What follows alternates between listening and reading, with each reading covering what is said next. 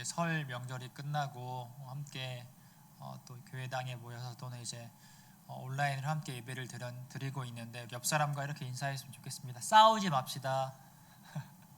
싸우지 맙시다. 싸우지 맙시다. 네. 왜 이런 말씀을 드리냐면 오늘 본문에서 제자들이 싸우거든요. 네. 작년부터 시작해서 현재까지 코로나라는 질병이 우리를 참 힘들게 하고 있습니다. 특히 이제 코로나가 시작되고 가장 많은 비판을 받은 곳은 아마도 교회인 것 같습니다. 교회. 최근에는 교회에서 드리는 예배를 통해 코로나가 확산되지 않았다는 발표도 있었지만 작년부터 시작해서 교회가 코로나에 진원진 것처럼 계속 이야기하는 것 같았습니다. 언론 보도가 많았던 것 같습니다. 이로 인해서 이 교회는요 굉장히 큰 이미지 실추가 되었습니다. 우리 청년들은 어떠십니까? 이 코로나로 인하여서 교회 다니는 사람으로서 또 예수를 믿는 사람으로서 우리 세상에서 어떤 시선들을 받고 계십니까? 학교에 다니고 직장 생활을 하는데 교회를 다닌다고 하면 좀 따가운 시선이 있지 않나요? 따가운 시선? 지금이 어떤 시기인데 교회를 가냐고. 교회 나중에 가도 되는 거 아니냐고. 코로나 끝나고 가라고 이런 분위기지 않습니까? 사회적 분위기가 이런 분위기가 상당히 많이 있었던 것 같습니다. 실제로 어떤 직장에서는 교회에 가면 교회에 가서 혹시라도 확진자가 발생하면 인사고과에 반영한다고 하는 그런 직장들도 있다고 합니다. 실제로 제가 청년들한테 들었던 이야기예요. 우회적으로 교회를 가지 말라고 이렇게 하죠. 코로나의 엄중함을 알지만 여러분 교회가요 코로나의 진원지는 분명 아닙니다. 교회는요 코로나를 확산시킨 적이 없어요. 코로나로 인해 교회의 이미지가 실추되는 모습을 보면서 저는 참 마음이 아팠습니다. 이 상황을 내가 어떻게 받아들여야 하나 참 억울한 마음도 들고요. 또 한편으로는 이 코로나 사태가 굉장히 엄중하기 때문에 우리 교회가 그래도 하나님 사랑, 이웃사랑을 실천하는 그런 의미에서 좀 더 방역을 잘해서 좀 더 세상에 좀 더 칭찬을 받았으면 좋겠다. 또 세상에서 빛과 소금의 역할을 더 잘했으면 좋겠다. 그런 희망하는 마음도 있었습니다. 그러나 사회적인 분위기가 교회를 조금 굉장히 안 좋게 보니까요. 또 이런 상황을 제가 맞닥뜨리니까 이 상황을 제가 받아들이기 좀 힘들더라고요. 이 상황을 과연 내가 어떻게 받아들여야 하나. 언론은 교회에 좀 갑질하는 것 같았어요. 이제 대문짝만하게 교회에서 확진자가 발생했다고 하고 계속 그러니까 우리 교회에 왜 그러지? 제 생각에는 좀 언론이 교회에 약간 갑질은 아니지만 갑질 아닌 갑질을 좀 한 게 아닌가 그런 생각이 그런 것 같더라고요. 그래서 저는 이 코로나라는 상황을 굉장히 지금도 사실 받아들이기 힘듭니다. 어떻게 해야 되나? 이 상황 가운데 내가 어떻게 해야 되나? 이 상황을 받아들이기 힘들 때 난 뭘 해야 되나? 여러분 우리 청년들도 그럴 때가 있지 않습니까? 상황을 받아들이기 힘들 때 코로나의 상황으로 인해서 받아들일 수 없는 상황일 수도 있고요. 또 직장에서 이제 갑질을 당하거나 직장에서 안 좋은 일을 겪거나 또는 학교에서 또 다른 안 좋은 상황들이 있으면 받아들이기 힘들잖아요. 이뿐만 아니라 받아들이기 힘든 상황이 우리 삶 가운데 굉장히 많이 있습니다. 분명 우리는 하나님의 큰 섭리 가운데 살고 있잖아요. 하나님의 뜻이 아니면 이루어질 수 없는 그런 우리 섭리 속에 살고 있잖아요. 그런데 그 섭리 속에서 나에게 안 좋은 일이 일어나면 받아들일 수 없는 상황이 나에게 오면 어떻습니까? 받아들일 수 없는 상황을 직접 겪어보면 하나님께서 나에게 왜 그러실까? 하나님께서 나에게 왜 그러실까? 왜 이런 일이 나에게 일어나게 하셨지? 하나님 뭐 하시지? 하나님은 과연 날 사랑하시는 걸까? 해석이 안 되는 상황들이 많이 있는 것 같습니다. 그래서 도대체 하나님의 뜻은 어디 있는 것인가? 하나님의 뜻이 어디 있는 것인가? 하나님의 선한 뜻은 어디 있는 것인가? 참 고뇌를 할 때가 있죠. 저도 마찬가지입니다. 받아들이기 힘든 상황이 오면요, 하나님, 기도를 하지만 하나님의 뜻이 어디 있습니까? 도대체 하나님의 뜻이 어디 있습니까? 이 코로나 상황에서 하나님, 도대체 하나님의 뜻이 어디 있습니까? 하나님, 교회가 굉장히 큰 이미지 실추가 되고 있고 사회적으로 지탄받고 있습니다. 하나님, 교회가 그런 곳은 아니지 않습니까? 하나님 이거 어떻게 된 겁니까? 이렇게 기도할 때도 있었습니다. 그러나 저는 오늘 본문을 통해서요, 좀 많은 위로를 받았습니다. 많은 위로를 받았어요. 여러분도 오늘 말씀을 통해서 혹시라도 그 받아들이기 어려운 상황에 있으시다면, 그 가운데 계시다면 오늘 말씀을 통해서 큰 위로가 되길 소망합니다. 오늘 성경 이야기는요, 예수님께서 제자들에게 교훈을 주시는 내용입니다. 교훈을 주시는 내용. 어떤 내용인지 살펴볼게요. 오늘 본문 46절을 읽어보도록 하겠습니다. 46절을 읽어보겠습니다. 읽습니다. 제자 중에서 누가 크냐 하는 변론이 일어나니. 오늘 말씀의 시작은요, 싸움, 변론으로 시작이 됩니다. 이 변론이라는 말은 이 주먹질을 하고 싸우다는 의미는 아니잖아요. 네, 아니잖아요. 주먹을 쥐고 뭐 싸우다 뭐 그런 뜻은 아니잖아요.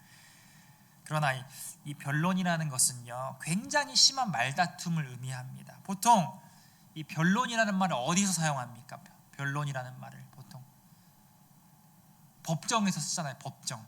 법정에서 쓰잖아요. 이 변론이라는 단어를, 용어를. 여러분 옆에 계시는 분을 볼까요? 한번 옆에 계신 분을 볼까요? 이렇게 인사하겠습니다. 주 안에서 사랑합니다. 뭐 이렇게 인사할까요? 주 안에 사랑합니다. 우리 기도원 청년부 여러분들은 그 믿음의 사람이어서 싸움을 잘 안 하시잖아요. 아니, 전혀 안 해보셨잖아요. 싸움 안 해보셨죠? 싸움 안 해보셨잖아요. 여러분, 우리 기도원 청년들이야 교회에서 이제 교회 안에서 싸움을 안 해봐서 잘 모르시겠지만, 함께 있다 보면요, 함께 있다 보면 싸울 수 있어요. 싸울 수 있습니다. 옆 사람을 다시 보고 이렇게 인사하니까 싸우지 말자. 싸우지 말자. 그런데 여러분, 싸우지 말자고 이야기를 해도 아무리 친구여도 주님 안에서 동역자여도 여러분 싸울 수 있어요. 다툼이 있을 수 있어요. 다툼이 있을 수 있잖아요. 없어요? 싸움이 있을 수 있잖아요. 뭐 그렇다고 해서 싸우라는 이야기는 아니에요. 싸우라는 이야기는 아닙니다. 다툼이 생길 수 있다는 이야기입니다. 다툴 수 있어요. 자, 그러나 여러분, 다툴 수는 있지만 넘어가서는 안 될 선이 있습니다. 선이 있어요. 여러분, 친구끼리 다툴 수 있잖아요. 친구끼리. 또는 연인끼리 싸울 수 있잖아요. 사랑하는 사람들끼리 싸울 수 있잖아요. 사랑하는 관계 속에 싸울 수 있잖아요. 그러나 넘어가면 안 되는 선이 있어요. 어떤 선이냐? 바로 이런 선인 것 같아요. 야, 법대로 해. 이러면은 선을 넘어가는 겁니다. 법대로 해. 이러면 넘어가는 거죠. 여러분, 싸움이 있을 때, 다툼이 있을 때 법을 찾으면 넘어갈 때까지 넘어간 겁니다. 법대로 해 이 말은요, 뭐 이런 의미인 것 같아요. 야, 사랑은 기대하지 마. 이런 말인 것 같아요, 저는. 자, 제자들 사이에서 변론이 일어났다는 말은요, 이런 뉘앙스입니다. 이런 뉘앙스. 법대로 해. 그만큼 제자들 사이에서 격렬한 다툼이 일어났습니다. 그럼 이 다툼이 왜 일어났느냐? 오늘 본문 46절을 다시 한 번 더 읽어보도록 할게요. 46절입니다. 함께 읽습니다. 제자 중에서 누가 크냐 하는 변론이 일어나니. 왜 일어났습니까? 왜 변론이 일어났습니까? 누가 크냐는 거예요. 누가 크냐는 겁니다. 자, 서로 자기 자신이 크다고 주장했기 때문에 변론이 일어났습니다. 여러분, 크고 작음이 뭐가 중요할까요? 크고 작음이 뭐가 중요해요? 여러분, 예수님의 제자이면 그거면 되는 거잖아요. 예수님의 제자인 그 자체가 좋은 건 아닌가요? 여러분, 커도 되고 작아도 되는 것 아닙니까? 아니에요.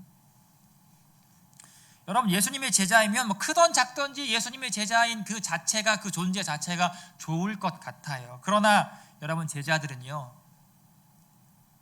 크고 작음을 중요하게 여겼습니다. 누가 우월한지, 누가 큰지, 누가 잘났는지가 중요했습니다. 여러분, 그런데 여러분, 사실 제자들이 누가 크냐는 변론을 할 때가 아니에요. 지금 변론을 할 때가 아닙니다. 왜냐하면 여러분, 두 가지 이유가 있기 때문입니다. 두 가지 이유. 첫 번째는 오늘 본문 전에 무슨 사건이 있었느냐? 예수님께서 제자들에게 예수님의 죽음을 예고하는 이야기가 나와요. 공관복음에 예수님의 죽음에 대한 예고가 나오는데 마태, 마가, 누가에 나오는데 각각 3번씩 나와요. 누가복음 저희가 9장 읽었잖아요. 9장 저희가 46절을 읽었는데 그 전에 두 번째로 예수님께서 죽으신다는 예고가 나와요. 누가복음 18장에 가서 이제 3번째로 나오는데, 자, 오늘 본문 전에요, 분명 예수님께서 야 제자들아, 내가 잡힐 거야. 내가 십자가에 못 박힐 거야. 분명 이런 예고를 하셨어요. 여러분, 제자들이요, 예수님께서 십자가에서 죽으신다는 이 예고를 들었으면 뭘 해야 될까요? 싸워야 될까요? 누가 크냐는 걸 가지고 이제 변론을 해야 될까요? 야, 내가 더 커. 누가 커? 뭐 이렇게 해야 될까요? 아니잖아요. 우리 기드온 청년부는 믿음이 좋으니까 이 제자들을 잘 이해를 못하겠죠. 자, 믿음이 좋은 우리 기드온 청년들은 예수님의 십자가의 죽음의 그 예고를 들었으면 이랬을 거잖아요. 서로 모여서 이제 우리가 어떻게 하면 예수님의 그 십자가를 잘 질 수 있을까? 우리가 어떻게 하면 예수님께서 십자가에 못 박혀 돌아가신다는데 우리가 어떻게 더 예수님을 잘 섬길 수 있을까? 이런 고민할 거잖아요. 이런 고민할 거죠? 아멘. 네. 고개를 흔드시면 안 돼요. 네. 그런 고민하실 거잖아요. 어떻게 하면 내가 더 십자가를 잘 지을 수 있을까? 어떻게 하면?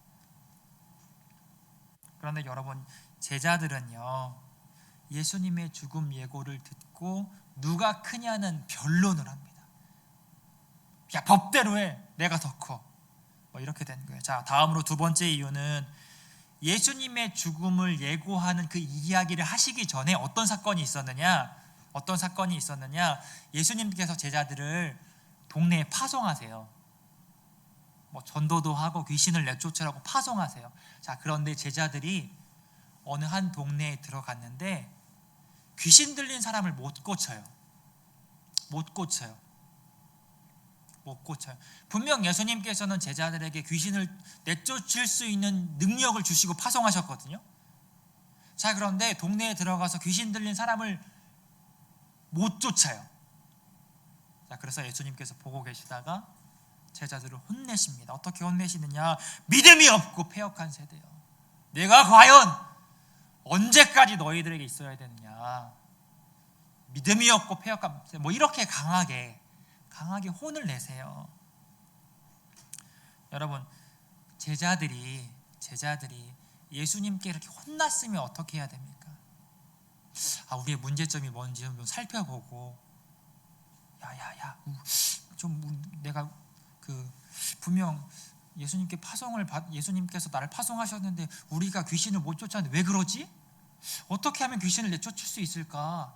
이런 고민을 하고 이제 토의를 해야 되잖아요. 자, 그런데 이 제자들은 귀신을 어떻게 내쫓을 수 있을까? 사역을 어떻게 하면 잘할 수 있을까? 어떻게 하면 하나님께 영광을 높여드릴 수 있을까? 그 고민한 게 아니고요, 누가 크냐는 주제를 가지고 변론을 해요. 누가 커? 내가 더 커. 자, 그래서 여러분, 여러분들이 성경을 읽으실 때요, 여러분 성경 사랑하시잖아요. 그래서 매일매일 큐티 하시죠? 아멘. 큐티 하잖아요. 요즘 본문 어딥니까? 요즘 본문이 누가복음이잖아요. 그래서 누가복음 네. 요즘 누가복음 하고 있습니다. 큐티를 계속 하고 있어요. 사랑합니다, 여러분. 말씀이 답이에요. 우리가 성경을 볼 때 문맥이 중요한 거예요. 문맥이. 자, 내가 읽고 있는 이 성경 이야기 전에 어떤 이야기가 등장하는 것인가, 이게 중요한 거예요. 자, 그래서 중요한 겁니다. 앞에 어떤 사건이 있었느냐. 자, 제자들의 변론이 끝나고 예수님이 등장하십니다. 제자들이 변론을 하고 예수님이 등장을 하세요. 자, 오늘 보면 47절을 읽어보도록 할게요. 47절을 읽겠습니다. 예수께서 그 마음에 변론하는 것을 아시고 어린 아이 하나를 데려다가 자기 곁에 세우시고. 자, 예수님께서 제자들이 변론하는 그 현장을 덮치신 게 아니에요. 잘 읽어보면 예수님께서 제자들이 변론하는 그 현장을 덮치신 게 아니고요. 자, 어떤 상황입니까? 제자들이 변론하는 상황이 다 종결이 된 상태에서 예수님께서 등장하신 겁니다. 그리고 예수님은 아셨어요. 저희가 읽은 번역본에는 예수께서 그 마음에라고 되어 있는데 세번역이라는 그 한글 번역본이 있어요. 거기에는 그들의 마음이라고 번역을 했어요. 그들의 마음. 자, 무슨 뜻이냐? 예수님께서 제자들의 마음을 보신 거예요. 예수님께서는 아셨어요. 제자들이 변론하는 현장에 안 계셨지만 제자들을 딱 보시고 단번에 아셨어요. 여러분, 분위기라는 것이 있잖아요. 분위기라는 것이 있잖아요. 저도 이제 가끔씩 이 청년들을 몇 명씩 좀 만나면 그리고 또는 연인 관계에 있는 청년들이 있어요. 그 연인 관계에 있는 청년들을 이렇게 만나면 좀 분위기가 묘할 때가 있어요. 묘할 때가 있어요. 자, 그러면 싸우는 거예요. 둘이. 제가 이제 그런 감각들이 뛰어나진 않아요. 네. 그런 감각들이 뛰어나지 않아요. 이걸 촉이라고 하나요? 촉? 네. 촉 맞나요? 촉이라고 하잖아요. 그런 느낌이 올 때가 있어요. 분위기를 보면 이게 이거라고 했으면 죄송합니다. 이분들이 조금 다툼이 있었구나. 좀 말 조심해야겠다. 그런 분위기가 있어요. 예수님께서도요, 제자들을 보고 단번에 알아차리셨어요. 그런데 저와 차이는, 예수님은 분위기를 보고 안 것이 아니고 제자들의 마음을 보고 아셨어요. 습니다. 47절을 다시 한 번 더 읽어보겠습니다. 47절을 다시 한번 읽습니다. 예수께서 그 마음에 변론하는 것을 아시고, 여기까지만 읽을게요. 여러분, 예수님께서는요, 제자들의 마음을 보고 아셨습니다. 여러분, 예수님 앞에서 숨길 수가 없어요. 왜냐하면 예수님은 하나님이시기 때문입니다. 예수님은 전지전능하신 하나님이시기 때문입니다. 자, 이게 중요해요. 자, 예수님은요, 하나님이세요. 예수님은 100% 하나님이십니다. 자, 그러나 100% 인간이시기도 해요. 인간이시기도 합니다. 그래서 예수님은 제자들의 마음을 단번에 하셨습니다. 사람이셨지만 하나님이시기 때문에 제자들의 마음을 꿰뚫으셨습니다. 자, 그러자 예수님께서는 마음을 꿰뚫고 어린아이를 한 명 데리고 옵니다. 어린아이 한 명을 데리고 와서 예수님 곁에 세우세요. 곁에 세웠습니다. 여기서 그 어린아이를 곁에 세웠다는 것은요, 예수님과 동등한 위치에 놨다는 의미예요. 동등한 위치에 놨다는 의미입니다. 그리고 이렇게 말씀하세요. 48절 보도록 하겠습니다. 48절 읽습니다. 그들에게 이르시되 누구든지 내 이름으로 이런 어린 아이를 영접하면 곧 나를 영접함이요 또 누구든지 나를 영접하면 곧 나를 보내신 이를 영접함이라. 너희 모든 사람 중에 가장 작은 그가 큰 자니라. 여러분, 몇 가지 내용인가요? 그게 세 가지잖아요. 세 가지. 첫 번째는 이 어린아이를 영접하면 나를 영접하는 것이다. 두 번째는 나를 영접하면 나를 보내신 분을 영접하는 것이다. 누가 보냈습니까? 그 예수님을 누가 보냈을까요? 성부 하나님이 보내셨어요. 성부 하나님. 하나님 아버지가 아들 예수님을 보내신 거예요. 자, 그리고 세 번째는 모든 사람 중에 가장 작은 그가 큰 자라고 하세요. 자, 제자들이 누가 크냐는 변론을 했잖아요. 거기에 대한 답을 하신 거예요. 자, 세 가지 내용이었죠. 자, 첫 번째 내용에서 나오는 이 어린아이가 누구냐? 그럼 이게 어린아이의 의미는 누구냐? 뭐냐? 자, 예수님께서 이 말씀을 하시기 전에 어린아이를 곁에 세우셨잖아요. 곁에라는 전치사를 썼어요. 네. 곁에 뒀어요. 자, 자신과 동급으로 여기셨죠. 동등한 위치에 두셨어요. 자, 그런데 어린아이는요, 예수님과 동등한 위치에 놀 만한 지위에 있지 않아요. 이 성경 시대. 왜냐하면 여러분, 성경 시대에는요, 어린아이를요, 사람 개수로 치지 않았어요. 그만큼 어린아이는요, 굉장히 비천한 존재로 여겼습니다. 뭐 지금이야 어린아이를 어른으로 성장시키기 위해서 정부에서 수많은 돈을 쏟아붓잖아요. 많은 지원금도 주고, 어떻게 하면 잘 교육을 받을 수 있을까. 굉장히 어린아이에 대해서 관심이 많고, 이제 어린이의 그 인권을 굉장히 중요하게 여기는데, 여러분, 성경 시대에는요, 그 어린 아이들의 그 인권이 없었습니다. 굉장히 비천한 존재로 여겼습니다. 지금과는 굉장히 다르죠. 자, 여기서 중요한 것은, 자, 예수님께서요, 어린아이와 같이 되라고 말씀하시지 않았어요. 자, 우리가 혼동하면 안 돼요. 자, 보통 여러분들이 성경을 잘 아시니까 이 어린이 이야기 다음에 어린아이와 같이 되라는 거구나, 뭐 이렇게 생각하실 수도 있는데, 그런 의미가, 그런 말씀하시지 않았어요. 오늘 본문에서요. 자, 그럼 뭐라고 말씀하십니까? 어린아이를 영접하라는 거예요. 어린아이를 영접하라는 겁니다. 자, 그렇다고 해서 옆에 세워둔 어린아이를 세워둔 그 어린아이를 영접하라는 뜻은 아니에요. 자, 48절을 다시 한 번 더 읽어볼게요. 48절을 다시 읽습니다. 그들에게 이르시되 누구든지 내 이름으로 이런 어린아이를 영접하면 곧 나를 영접함이요 또 누구든지 나를 영접하면 곧 나를 보내신 이를 영접함이라. 너희 모든 사람 중에 가장 작은 그가 큰 자니라. 여러분, 마지막이 중요한데요, 너희 모든 사람 중에 가장 작은 그가 큰 자니라고 말해요. 자, 여기서 가장 작지만 가장 큰 자는 누굴까요? 자, 48절이 좀 길기도 하지만 조금 어렵잖아요. 이게 무슨 말인가? 여러분, 오늘 본문 전에 어떤 사건이 있었습니까? 다시 문맥. 중요한, 성경을 볼 때 중요한 문맥. 자, 오늘 성경 본문이 있기 전에 어떤 사건이 있었습니까? 예수님께서 제자들에게 내가 죽을 거야, 내가 십자가에서 죽을 거야, 이런 이야기가 있었잖아요. 예수님께서 죽으신다는 예고가 있었습니다.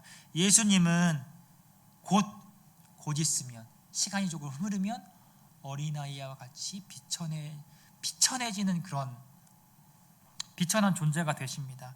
예수님은 세상에서 가장 작은 존재가 되어서 십자가에 못 박히시잖아요. 여러분, 오늘 본문에서 나오는 이 말은요, 예수님께서 십자가에서 죽으신다는 사실을 제자들에게 받아들이라는 의미예요. 자, 가장 작아지는, 하지만 가장 큰 예수님을 받아들이라는 그런 의미예요. 여러분, 우리도 받아들여야 되잖아요. 예수님께서 십자가에서 죽으신 사건을 받아들여야 되잖아요. 왜냐하면 우리는 하나님의 자녀이기 때문에. 여러분 그리스도인이잖아요. 예수님을 주님이라고 고백하잖아요. 주는 그리스도시요 살아계신 하나님의 아버지라 고백하시잖아요. 신앙 고백 다 하시잖아요. 네. 힘들고 어렵고 상황을 받아들일 수 없을 때 예수님의 십자가 사건을 기억하고, 맞아, 예수님도 힘드셨지, 예수님도 받아들일 수 없는 상황을 받아들이셨지. 왜냐하면 날 구원하시기 위해서 그러셨지. 여러분 예수님이 십자가 죽잖아요. 그러나 거기서 끝이 아니죠. 부활이 있습니다. 부활. 죽음을 이기시고 부활하셨어요. 이와 마찬가지로 여러분 우리도 우리 삶 속에서 십자가를 묵상하는 거예요. 자, 우리가 받아들일 수 없는 상황을 받아들이기 힘들 때 십자가를 묵상하는 거예요. 날 구원하신 예수님께서 나보다 더 큰 고초를 겪으셨지, 더 큰 고난을 겪으셨지. 물론 나도 힘들지만 예수님의 마음을 좀 알 것 같아. 이럴 수 있는 거잖아요. 그러나 십자가로 안 끝나잖아요. 예수님은 부활로 끝나잖아요. 부활과 승천으로 마치잖아요. 여러분 이게 신앙생활인 것 같아요. 말도 안 되는 상황 속에서 주님의 십자가를 묵상하는 게 신앙생활인 것 같습니다.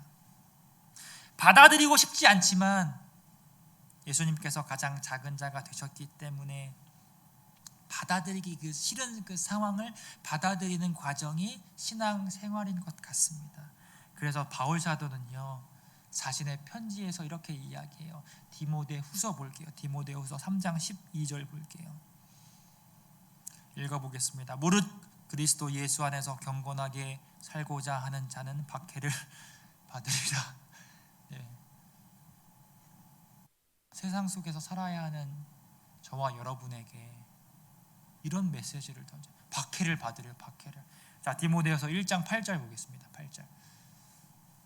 자, 오직 하나님의 능력을 따라 복음과 함께 고난을 받으라고 합니다. 복음과 함께 고난을 받으라고 합니다.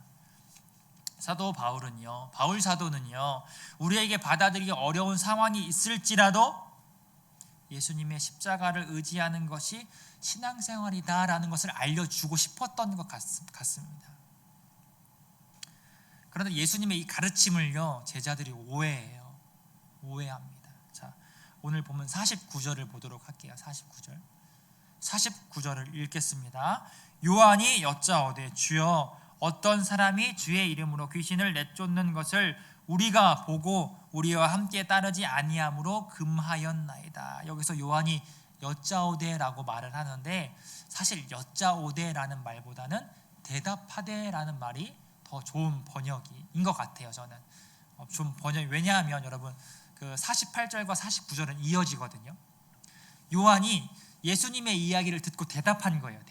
대답한 거예요.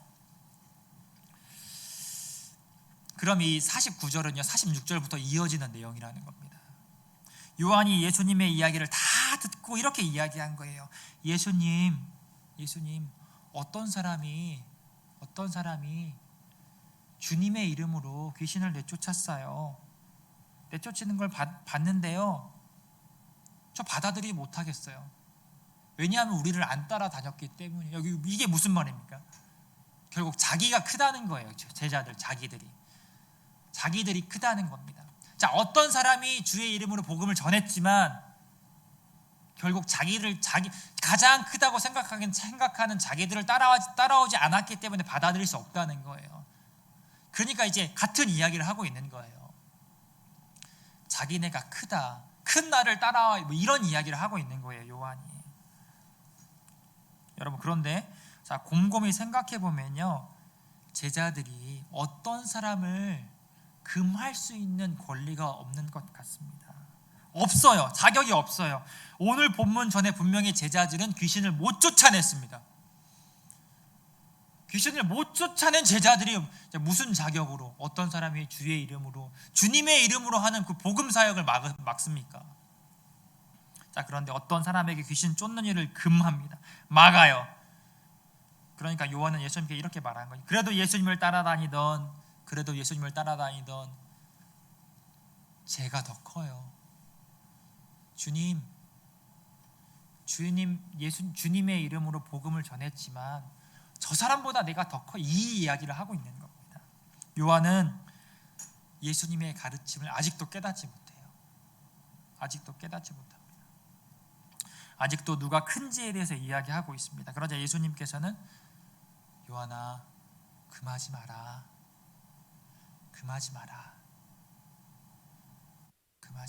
주의 이름으로 하면 다 너희를 위한 거야. 여러분, 예수님께서 제자들에게 어떤 가르침을 주셨습니까? 내가 지는 십자가를 너희도 져야 돼. 내가 지는 십자가를 너희도 져야 돼. 자, 십자가 지자. 이런 가르침을 준 거잖아요. 상황을 받아들이기 힘들 때, 너무 힘든 상황이 닥쳐올 때 십자가를 묵상해라라는 가르침을 주신 거예요, 예수님께서는. 자, 사랑하는 여러분에게도 상황을 받아들이기 힘들 때가 있잖아요. 뭐 회사에서 갑질도 하고, 학교에서 뭐 교수님들께서 뭐 과제 폭탄으로 갑질을 하기도 하고. 어떠세요? 상황을 받아들이기 힘들 때가 있잖아요. 그럼 어떻게 해야 돼요? 십자가를 묵상하는 거예요. 예수님께서 지신 십자가를 기억하는 겁니다. 그래. 예수님께서 가장 작은 자가 되셔서 날 구원하셨지. 가장 비춰내 주셔서, 어린아이와 같이 가장 비춰내 주셔서 날 구원하셨지. 그래, 예수님의 십자가를 기억하자. 여러분, 이게 신앙생활이잖아요. 여러분, 이 십자가를 기억하는 것이요, 신앙생활입니다. 말씀을 정리하면서 한 2주 전이었던 것 같아요. 어느 한 청년한테 저한테 연락이 왔어요. 좋은 소식으로 연락이 왔으면 좋았을 텐데 안 좋은 소식으로 연락이 왔어요. 목사님, 잘 지내시죠? 뭐 내용은 다 말씀드릴 수는 없지만 뭐 내용의 그 요지를 말씀드리면, 회사에서 엄청난 갑질을 했어요. 목사님 어떻게 하죠?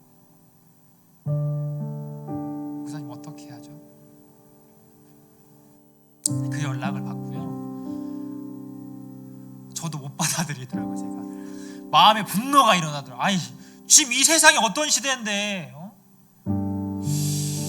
회사에서 너무 직원들을 너무 어린아이로 보는 것 아닌가? 마음에 분노가 일어나더라고요. 회사에서 엄청난 갑질, 그 막 인사 관련된 일이었어요.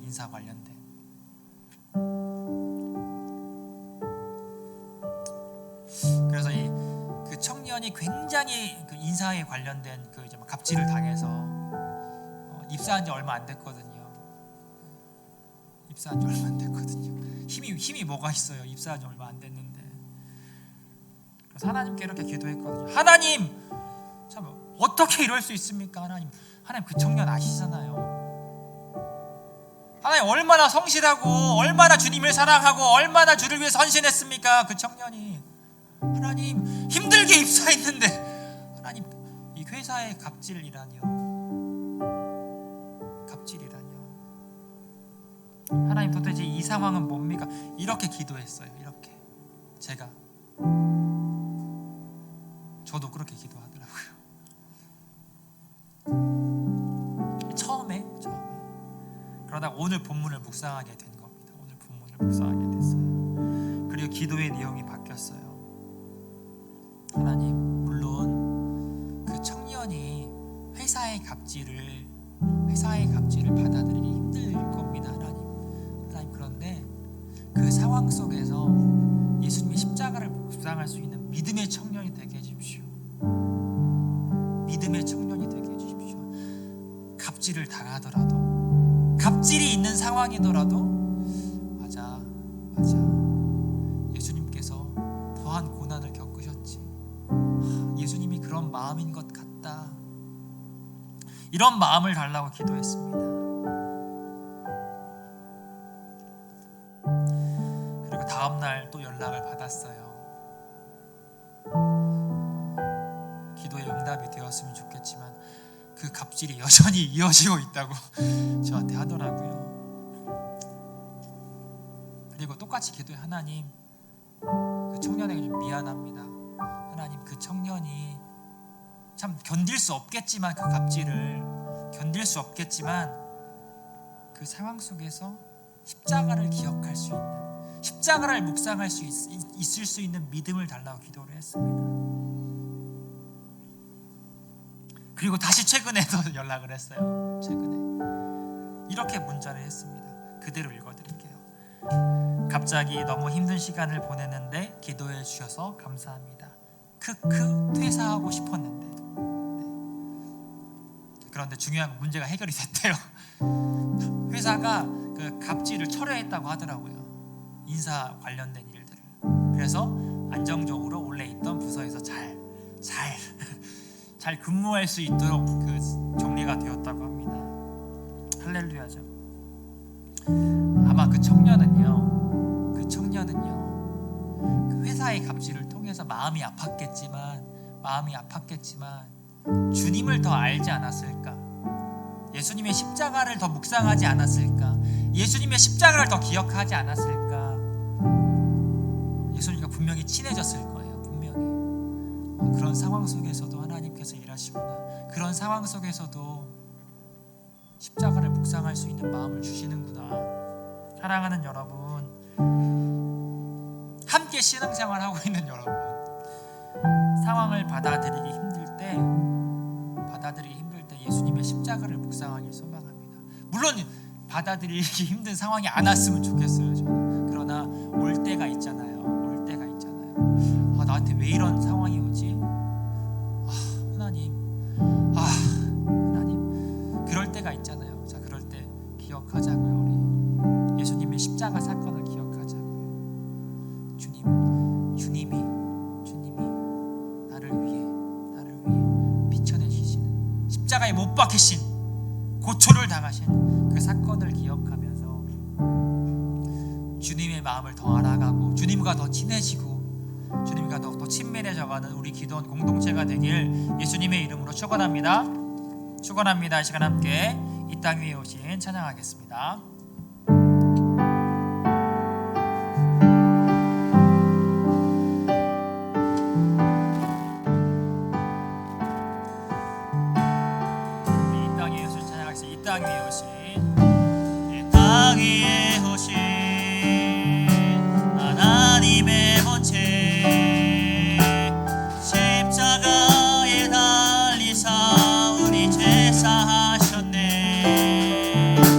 하나